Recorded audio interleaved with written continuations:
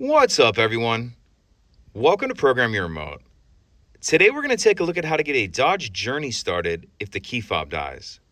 I'm going to be demonstrating on a 2018 Dodge Journey in this video, but it will be the same on a few different years.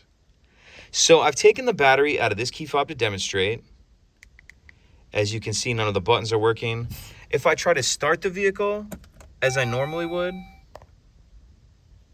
I'm going to get a message here saying key not detected. So what we need to do is start it as we normally would, but we need to use the top of the key fob to press the stop start button. So press the brake in like normal, come over here,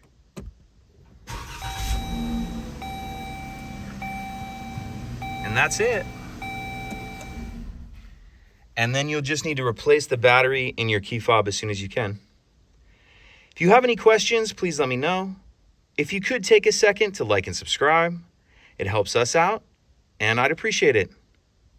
Thank you.